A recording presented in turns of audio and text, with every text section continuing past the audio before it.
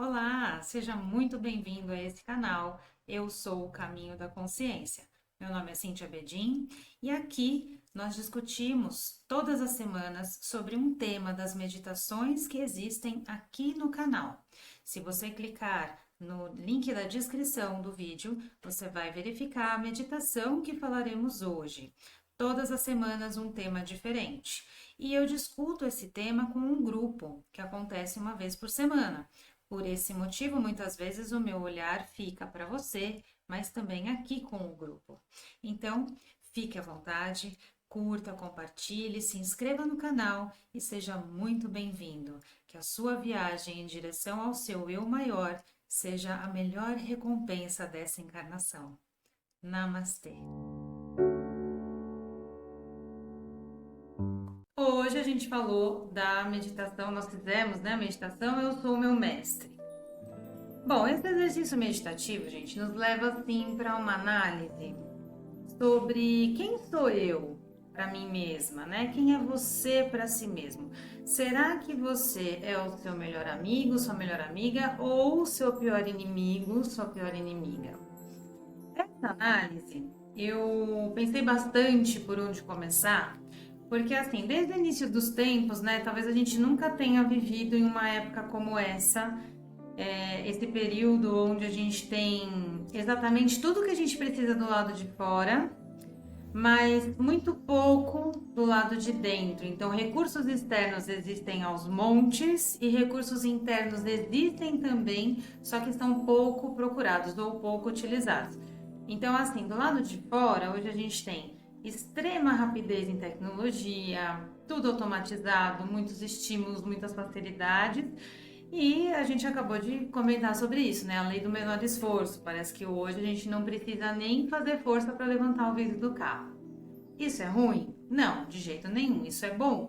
Mas o excesso nos empobrece, né? O excesso tira a nossa capacidade de buscar, de ter curiosidade, de ir atrás, de se melhorar enquanto seres humanos.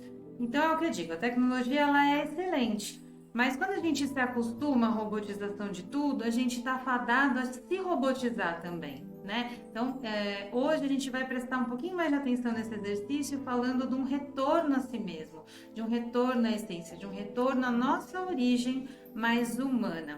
Então, hoje eu falo assim, é o tempo do seu desejo é uma ordem. Por exemplo, eu quero um bolo, eu não preciso mais ir até o mercado, comprar os ingredientes, preparar a massa, bater, colocar no forno, esperar esfriar, daí fazer o recheio e tudo mais. Não, hoje eu quero um bolo, eu entro numa padaria ou numa confeitaria e eu tenho ele pronto. Rapidinho eu tenho esse bolo na minha mão. É um exemplo bobo, mas é um exemplo que nos traz essa percepção de como tudo é hoje rápido, automático, né? E aí a professora Lucilena diz assim: se você está caminhando até o seu inferno pessoal, você pode ir a pé, não precisa de um Porsche. O Porsche só vai fazer você chegar mais rápido, não é assim? Então hoje, onde tudo é extremamente rápido, acelerado, né? Até as mensagens de WhatsApp, né? Muitas das conversas se perdem, você não entende. A comunicação já era ruim, só ficou pior porque as mensagens estão aceleradas, né? E com toda essa agilidade, com todo esse conforto material, talvez esse seja um momento onde nós, como grupo Humanidade, estamos bastante comprometidos, né? Nessa nossa condição que a gente se encontra hoje. Porque isso foi afastando a gente de nós mesmos e aí a gente vai perdendo terrivelmente a nossa porção humana, a nossa essência. Nós vamos nos distanciando da nossa alma. E isso não dá para negar, isso foi escolha nossa mesmo há um tempo atrás, né, por vários motivos. Em algum momento a gente decide usar muito mais as nossas capacidades intelectuais, né? Então a razão, ela vem como um formato onde a sociedade diz a razão é muito melhor ou muito mais importante do que a emoção. E aí a gente vai aceitando esse convite e esse formato, né? A gente vai aceitando por conveniência, compreendendo que isso é a evolução. E ao passo que a gente foi fazendo isso, a gente foi negligenciando cada vez mais o nosso sentir, as nossas emoções. Então a gente chega a um tempo onde a conexão pelo sentir, o corpo emocional, ele está reduzido, né? E ele foi reduzido a um lugar onde sentir passou a ser feio, sentir passou a ser desprezível para alguns grupos, algumas sociedades, né? Então, quando a gente decidiu dessa forma, a gente entendeu que a melhor maneira de lidar com tudo isso por aqui era usando a mente, era usando a razão como soberana, que se desenvolveria ali um mundo prático e cheio de soluções, realmente aconteceu, mas nós não temos muitas soluções internas hoje, nós temos muito mais soluções externas, né? Então esse afastamento, essa desconexão com a nossa essência foi sufocando a nossa alma, que ficou lá relegada a um deserto árido, cinza, sem fé nem esperança. E essas emoções elas foram recolhidas, né, a um patamar de imaturidade. Então a gente foi bloqueando as emoções e a gente levou as nossas emoções para um lugar desconhecido. Então a gente hoje está promovendo um retorno a essa essência. Esse é o convite da meditação. Então esse afastamento, né, de nós mesmos acaba, por um lado é bom a gente ver os avanços que temos ali, tecnologia, ciência e tudo mais, mas a mente não pode ser, a nossa razão intelectual não pode ser nosso pior inimigo, né? Nós não podemos suprimir a emoção para dar voz a essa razão, né? Então um deve caminhar ao lado do outro, é impossível a gente cortar pela metade, né? O intelecto separou a cabeça do corpo. E aí a gente foi ficando cada vez mais racional, cada vez mais afastados desse sentir, desse feminino, da nossa parte sagrada, da nossa centelha divina mesmo, né? Do nosso estado de presença. Bom, lembrando então que em muitos períodos isso já aconteceu, né? Nós fomos estimulados aí por várias frentes a nos masculinizar, a entrar muito forte em relação à razão, e hoje eu vejo que a gente está promovendo um retorno para esse equilíbrio. Claro que encontrar mente e coração, né, no mesmo lugar é um processo, é um caminho, e grupos como esse nos ajudam, né, a caminhar em direção a esse propósito, essa resultante. Então, o resultado de tudo isso que a gente passou como sociedade acaba nos tornando mais distantes, mais frios, né? A gente tem assim hoje ainda uma perspectiva mais egoísta em relação ao todo, a gente acabou ficando mais imaturo emocionalmente, desconectados das nossas reais necessidades humanas, né? E tudo isso acabou que não deixou muita alternativa de como a gente deveria lidar com as nossas emoções, com os nossos processos. E quando as pessoas se veem num processo emocional, os indivíduos assim que acabam sendo arrastados, né? Eles não sabem muito como lidar. Para a gente ter ideia, assim, só aqui no Brasil hoje, né, começou um processo de adoecimento. Eu vou falar só do Brasil porque eu não tenho muita informação sobre os dados de fora, mas só no Brasil a gente tem 44% da população depressiva. Será que essas pessoas realmente estão adoecidas mentalmente ou elas estão adoecidas na própria alma? 44% é muita gente, né? Quase metade da população. E o Brasil é enorme. Ou seja, a nossa forma de condução de vida, afastados de nós mesmos, da nossa essência, acabou abrindo muita brecha para variadas doenças físicas, mentais, emocionais. E a gente não pode também desmerecer que esse desequilíbrio ele é uma carta convite, né? Para que o corpo volte através de um desequilíbrio a ser visto, né? Então essa foi a forma que o sentir encontrou de dizer que algo não vai bem ali. Então é um chamado, é um convite a partir de um desequilíbrio, né? Para que a gente volte a olhar essa porção abandonada aí, que é a nossa porção emocional, e a gente faz um caminho de retorno reaprendendo a ouvir os nossos chamados de alma e coração. Então a humanidade foi se distanciando tanto dela mesma que qualquer emoção acabou se tornando um monstro, né? Tomando conta daquele indivíduo, né? Jung fala sobre isso, ele chama de complexo, inclusive, quando é tomado por algo maior, né? Então, é como se as emoções fossem um inimigo, né? E as pessoas começaram a não saber como agir ou como reagir. Então, como grupo humanidade, muitas vezes parecemos crianças, né? Fazendo birra frente aos enfrentamentos da vida ou frente a muitos nãos que a vida vai apresentar, né? E aí cabe uma pergunta aqui, né? Se você parar e se perguntar, qual é o meu maior sofrimento hoje? E observando o sofrimento, se você elegeu um, certamente você vai olhar para o que te faz sofrer e ampliar a sua visão. Muitas vezes sobre esse sofrimento, a gente pode compreender que não foi o fato em si que gerou o sofrimento, mas foi toda a elaboração sobre esse fato, né? E principalmente, o que te coloca em sofrimento hoje é exatamente o ponto central do que você precisa compreender para evoluir nesse exato momento. Então, essa dor, essa angústia, esse sofrimento, ele tem um lugar, e a gente fala muito aqui, né, sobre sustentar os processos, sustentar a angústia para ver onde ela vai levar a gente, onde ela vai nos conduzir. Então, quando a gente observa essas manifestações internas e o reflexo disso nas nossas ações, a gente começa a compreender que se a gente escolher por consciência agir com sabedoria em relação a nós mesmos e ao meio, a gente vai estar de fato reagindo, aliás, deixando de reagir e passando a agir. E aí a gente começa a se distanciar dessa birra que a gente faz muitas vezes em relação aos processos emocionais.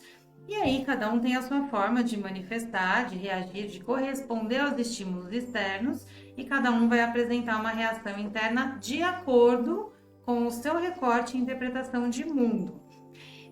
Então, se a gente não trabalhar essa consciência sobre as emoções, a gente corre o risco de passar uma vida toda culpando o outro, culpando as situações, culpando a família, né, por nossas dores, enfim, por tudo aquilo que a gente acaba entendendo como dor, né?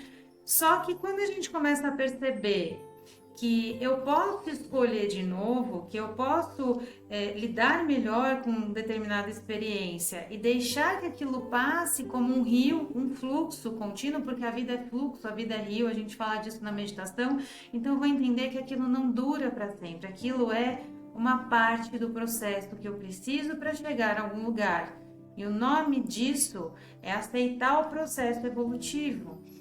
Bom, quem me conhece sabe, já me ouviu falar bastante sobre lidar com a verdade, né? E aí é importante que a gente entenda que só tem uma verdade, que a gente hoje está no degrau que a gente mesmo foi lá e se colocou. Por que eu digo isso e as pessoas muitas vezes não gostam de ouvir? Porque nada nem ninguém é responsável por onde a gente se coloca, né? Então veja bem, aconteceu um evento, aconteceu, sei lá, uma marca, um trauma, independente do que houve, já houve, né? Já aconteceu, está no passado. Nada vai mudar o que aconteceu. Mas quando a gente decide parar em frente a esse fato ocorrido e se manter conectado a isso, ficar parado lá é uma escolha. E que às vezes acontece por semanas, meses, anos. E essa escolha só depende da gente. Ninguém pode escolher por nós. Então, se a gente fizer esse movimento de escolher ficar parado, a gente perde o agora, a gente perde o presente. Agora, se eu decido me voltar para o agora, entendendo que aquilo fez parte para me trazer até onde eu estou, eu não vou fazer interrupções do fluxo da vida que está acontecendo nesse instante. Então, eu pergunto novamente, quem será que é o responsável pelo sofrimento que cada um carrega? Né? Pelo sofrimento que eu carrego. Então, eu vou entender que pelo sofrimento que eu carrego hoje, a única responsável sou eu mesma. Essa é a resposta correta. Porque geralmente o nosso sofrimento vai girar em torno daqueles pensamentos de repetição sobre o que aconteceu e não do fato em si. E quando a gente compreende que apenas nós somos esses responsáveis, né, por criar essa realidade, entendi, trouxe consciência, levei luz para essa situação, aí eu posso começar a olhar para a cura. Esse é o primeiro passo da cura. Vejam lá, é responsabilidade e não vitimização, né? Para que não fiquem dúvidas, nós vamos agora assim, explorar um pouquinho como é que acontece então essa formatação emocional. Então, ok, os comportamentos internos eles são também aprendidos lá no seio familiar, com as pessoas que estiveram presentes ali na nossa criação, na nossa educação. Porém, existe algo além que eu aprendi emocionalmente com a minha família, que é a minha interpretação de mundo sobre como as coisas acontecem ao meu redor. Então, tem o fato, mas tem a minha interpretação. Então, a minha escolha entre agir ou reagir vai ser baseado em toda aquela interpretação que eu tô dando para a questão em si, né? Se eu tiver aqui 20 pessoas né, numa sala e estiver falando com essas 20 pessoas, explicando algo, cada uma vai ter uma interpretação sobre o mesmo assunto, mas cada uma vai perceber nuances diferentes. Então, nós somos realmente seres individuais, nós temos essa condição de perceber individualmente tudo o que acontece ao nosso redor. Porém, a responsabilidade sobre tudo que eu enxergo, né, e como eu vou reagir, é só minha, né? Então, quando a pessoa fala assim pra mim, mas eu não consigo agir diferente, eu só sei esse caminho, eu já tentei de tudo e não consigo. Aí eu pergunto pra pessoa, mas quantas vezes você realmente tentou agir diferente usando uma ferramenta diferente, acessando algo diferente dentro de você? Quantas vezes você já aceitou uma ajuda que sugeriram, né? Uma postura diferente. Quanto trabalho interno a gente percorre para chegar numa experiência diferente? Nós aqui, buscadores, sabemos bem que assim, o processo, ele é um processo, né? A gente não consegue mudar do dia para noite, mas a gente consegue caminhar nesse processo até chegar num lugar onde a gente realmente gostaria de estar. Então, muitas pessoas que frequentam o consultório terapêutico para buscar ali uma ajuda com os seus processos, são também aqueles que percebem, às vezes, que estão repetindo histórias ou que estão ali em dor, né? Mas muita gente faz uma coisa que não percebe, que é um contrato de lealdade com essa dor, com esse sofrimento. É como se a pessoa tivesse tão identificada com essa dor que se você tentar mexer ou retirar ou transformar, ela entende que ela passa a não existir, ela só existe quando existe aquela dor. Então, olha o ponto que a gente chegou por não saber lidar com o nosso sentir, com a nossa emoção, né? É praticamente um contrato de fidelidade com esse sofrimento. Então, muitas vezes a pessoa até demonstra um interesse pela mudança, mas quando ela precisa trabalhar de forma diferente para essa realização, e olhando para as ferramentas várias que são oferecidas, ela simplesmente recua, né? E volta ali fazer um acordo com o sofrimento. Então, esse comportamento interno, mesmo tendo sido aprendido no seio familiar, não dá para culpar pai e mãe o resto da vida. Muitas vezes ele vai ficar fixado em nós como verdade, mas quando a gente percebe que ele está ali invalidando algum movimento, né? Eu observo e analiso, esse comportamento me ajuda ou me atrapalha? O meio vai me contar sobre isso. Né? Então, quando eu percebo, eu chego nesse lugar que, opa, aqui tem um desconforto. Esse lugar já não é mais aquilo que eu gostaria de ser, aquele lugar onde eu gostaria de estar. Então, aí sim é o momento de se conectar com algo maior. E aí começa um processo de cura, que é o processo da mudança. Então, quando a gente começa a perceber que essa interpretação que eu dou para a vida, será que ela está muito exagerada? Será que ela está muito dramática, muito inflamada ou muito pessoal? Né? Sabe aquela pessoa que entende que tudo que acontece é contra ela? Sim, né? Ou se é uma reação mais neutra, uma reação que vem com consciência, né? Se é uma reação que já está tendo consciência, então eu começo a enxergar que realmente eu posso mudar a minha conduta interna e ter uma ação mais adequada ali ao meio. Então, ao buscarmos as resoluções e ao descobrir os caminhos alternativos, né, que a gente conhece, vem a parte mais importante, que é compreender que a mudança é um processo que começa no sentir. O sentir vai apontar a dor e também vai apontar a cura. Então, esse sentir vai convidar a razão a criar um caminho até a cura. Essa é a forma correta de utilizar a nossa razão, o nosso intelecto, a favor de nós mesmos, né? Então, o intelecto não é nosso inimigo, muito pelo contrário. Ele é um caminho que vai se abrir ali dentro de várias programações instaladas, onde o sentir comunica pela vontade divina aquilo que eu desejo e a minha razão vai me conduzir até onde eu desejo ir. É a tal da história do Waze. O Waze é maravilhoso, mas se eu não colocar o caminho, ele não me leva a lugar nenhum. Né? Então, aceitar esse processo é o que vai gerar mudança interna de padrão. E aí, a pergunta que não quer calar, para que tudo isso? Porque por nossa escolha, a gente acabou se afastando dessa essência. E a natureza, em sua infinita sabedoria, nos traz o tempo inteiro convites e oportunidades da gente promover esse resgate conosco. né? Então, todo o processo vai trazer um aprendizado, vai trazer uma condição de crescimento e esse processo todo é um amadurecimento, é o nosso treino para amadurecer emocionalmente, né? Porque muitas vezes a gente olhando de cima ou de longe, a gente parece que somos adultos, mas internamente todos crianças, né? Então, quando a gente vai se aproximando de emoções mais saudáveis, no movimento de troca entre razão e emoção, a gente começa a sair de um antigo antagonismo que separava a cabeça do corpo e a gente passa a se complementar dentro de nós mesmas, né? Unindo esse feminino, esse masculino, esse sentir, esse criar, esse executar de uma forma muito mais saudável. E assim, uma vez que a gente consegue nos perceber como observadores de nós mesmos, cada processo é mais tranquilo e a gente começa a parar de brigar com a vida. A gente solta esse conflito, né? A gente compreende que tudo faz parte daquele trecho do caminho e se tá ali é porque tem uma necessidade. E ali adiante a gente vai entender qual é. Enfim, aceitar o processo é aceitar a evolução. Jung diz, eu não sou o que aconteceu comigo, eu escolho quem eu quero me tornar.